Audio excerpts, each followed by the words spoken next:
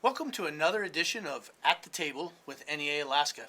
Once again, my name is Tom Klaameyer, and today I want to talk about one of the most important issues facing all public sector employees in Alaska, retirement.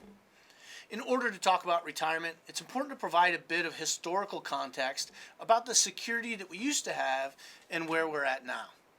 Prior to 2006, Alaska public sector workers like state employees, police officers, firefighters, and yes, teachers and education support professionals all participated in a traditional retirement plan known as a pension or a defined benefit plan.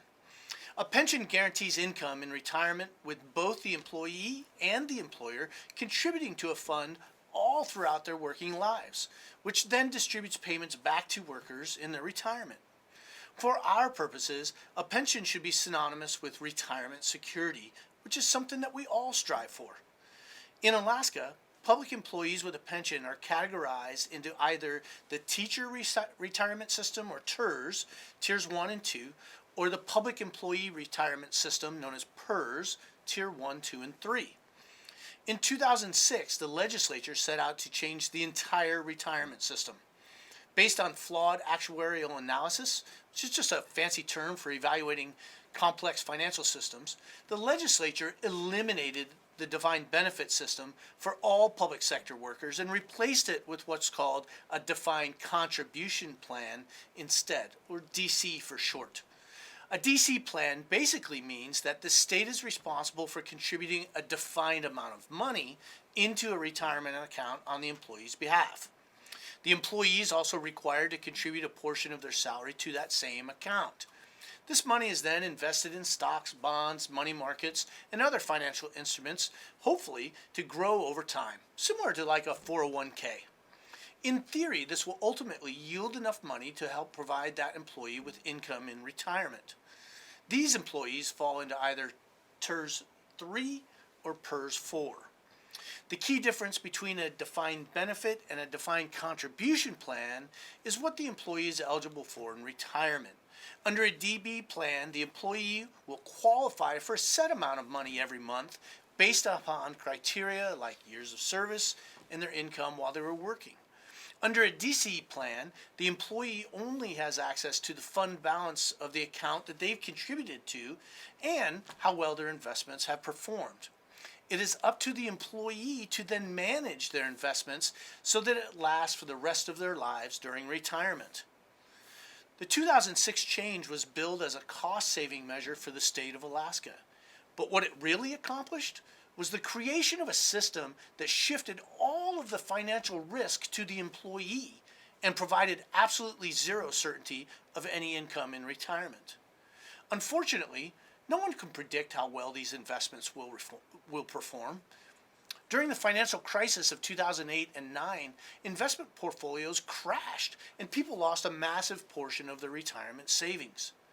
In yet another wrinkle to this complicated problem, most Alaska educators aren't even eligible to participate in Social Security, which is the nationwide safety net that provides a baseline income in our golden years. We can't even pay it into it if we wanted to, as the system is currently set up.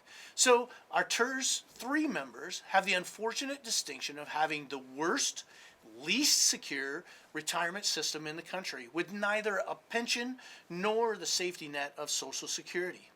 Of course, the retirement security provided by Alaska's defined benefit system before 2006 made up for a lack of participation in Social Security for the most part. Under the current system, it is possible, if not likely, that a teacher with 30 years of service may outlive what they've put away in savings under a DC plan. Obviously, this isn't ideal, and for some it could be catastrophic. So what are we doing about it? NEA-Alaska is advocating for legislation in the Alaska legislature to fix the broken retirement system, which could offer public employees a choice between a defined benefit and a defined contribution system. This plan would provide people with the flexibility and options based upon their individual circumstances and desires. NEA-Alaska is working with our members to educate them about financial literacy, provide information about supplemental retirement savings accounts, and connect them with the tools they need to help better understand their own retirement reality. If you're covered by a DC plan, you can take some of those steps right now by visiting the Alaska Division of Retirement and Benefits and checking your Empower account. Empower will give you a snapshot of how your retirement portfolio is performing, adjust your investments, and set up appointments with financial advisors if you like. In a future episode of At the Table, we'll be covering the Social Security problem in more depth and providing you with information about ways which we might be able to get back into the system. Finally, NEA-Alaska has a committee of retirement experts who are constantly working on the issue.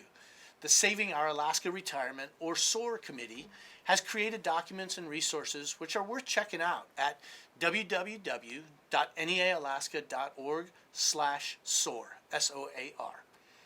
You can also sign up to receive their newsletter, view past presentations, and find out how to get more involved. Well, that's it for this edition of At the Table.